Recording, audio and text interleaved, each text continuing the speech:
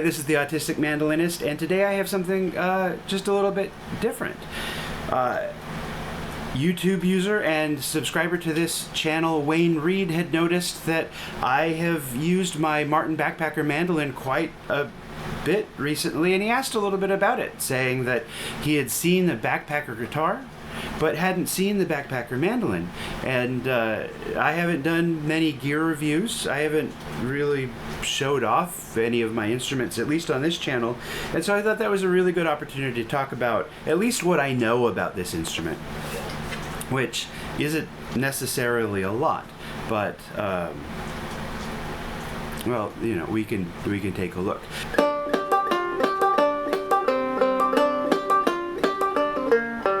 So I'll take a video and show you inside the sound hole. You can see right here. But this again, it's the Backpacker mandolin. Mine is serial number 134,070. And the label, as you'll be able to see, says that it was manufactured by C.F. Martin & Co. Incorporated, made in Mexico. And this was something interesting. I had to chase it down. It says that it's manufactured under license from McNally Instruments. So I looked it up, and Bob McNally is an instrument maker. I guess he's a plastics engineer by training, but he created a strum stick, a mountain dulcimer with diatonic tuning, and he was also the one who created the original Backpacker guitar that Martin licensed to make the Backpacker guitar that most of you have probably seen. I come from a household where the Martin name is given very high status. Martins, of course, being pretty amazing guitars anyways, are fairly revered in the house that I grew up in, and then it being a mandolin, I was really super interested in the instrument when I first heard about it in 1999-ish, 2000-ish, but at the time I didn't have, I don't know what the retail was, but I didn't have $200-300 to drop on anything. I was either in college or I was living in Japan, and I didn't have any money.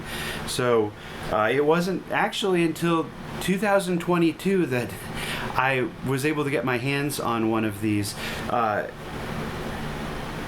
It was on OfferUp. Someone was selling a matched pair of a Backpacker mandolin and a Backpacker guitar. They both had the same, they were both made out of the same woods, they were the same stain, so they really were a matched pair. They were beautiful together, and so I bought them. I paid something like $400 on OfferUp for both of the instruments, and then because I already have a baby Martin, or a Martin Mini, I don't remember what they call them anymore, you know, which is really a full dreadnought but in a small size. I didn't really need the Backpacker guitar, and I didn't really like the form factor it rolled in my hand, so I gave that to a friend as a birthday present, and so this is now a matched pair with my Martin Mini dreadnought that I'll do a thing about it another time. As far as I can tell, these appear to have been manufactured 1999 to 2006-ish. They're really becoming super rare. Even though I don't think they were intended to be a rare instrument, they don't seem to have been very well received in the marketplace, and that has something to do with it's a fully functional mandolin in terms of it's a 13.875 inch scale length. It fits fully well in your hand. You know, it really doesn't take any adjusting to get used to it. It has plenty of tone if you want to take this to you know, on a camping trip or a picnic. You know, I definitely I could see taking this along to some romantic picnic with sandwiches and pickles, maybe some blackberry wine. But the sound is a little anemic. especially for a lot of people who, I guess saw this as a way to get into a Martin, a way to get a Martin mandolin when Martin really isn't making mandolins anymore. And so I've read a lot of stories of folks saying, yeah, it's a neat little instrument, but the sound is horrible. Well, what did they try to do with it? They tried to play on stage with it at a show. And yeah, it's really not made for that. So this is the Martin Backpacker Mandolin. What else didn't I say about it that I know?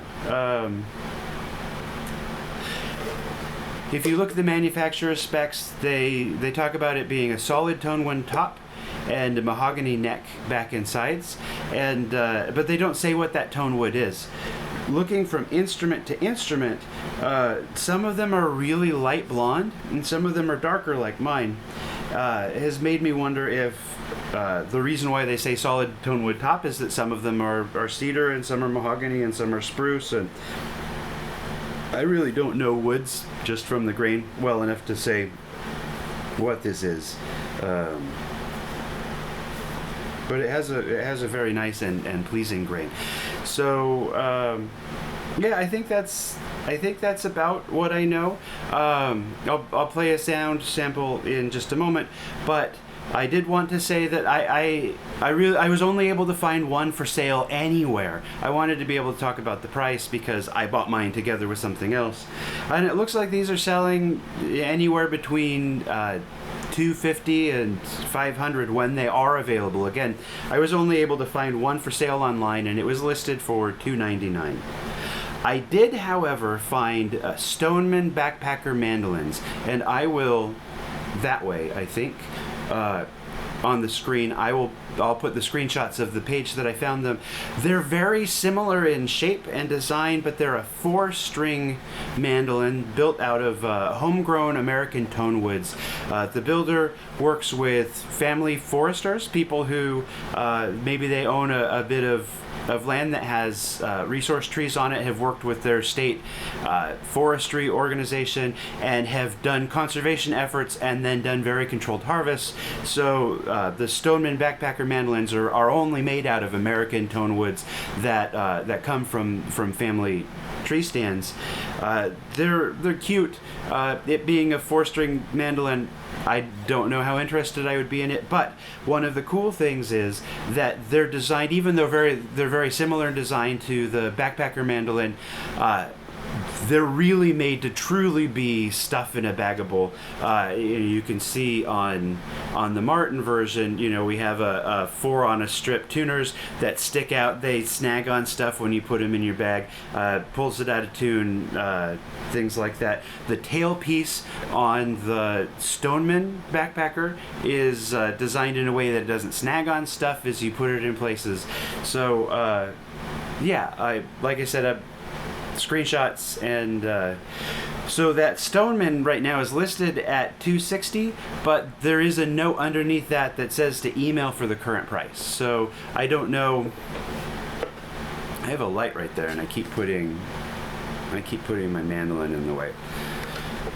It is more complicated than I thought it would be. Okay, so that's everything I know, and people have the question, well, what does it sound like? And depending on where you look, especially here on YouTube, the answer will be it sounds like crap, it sounds wonderful.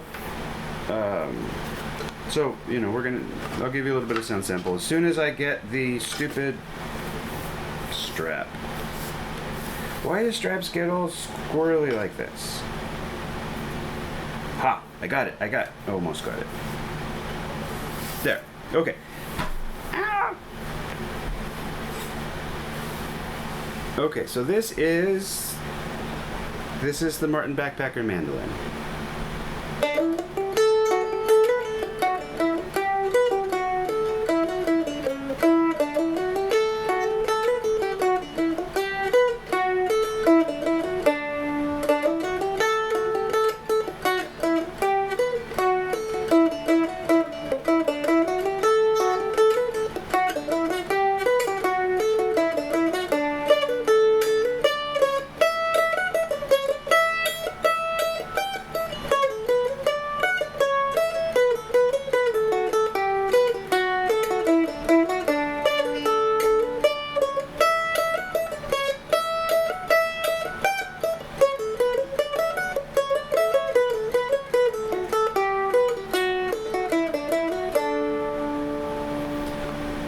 Okay, so melodically that's what it sounds like, and then this is what the chop sounds like.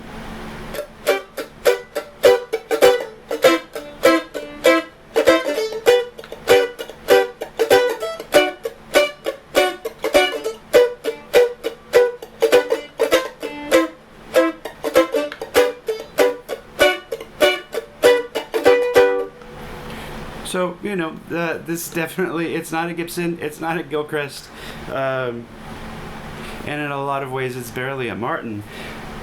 But in terms of a compact, very solid, nicely fitted, tiny little instrument that you could, again, take along with you to a sandwich picnic or a camp out, or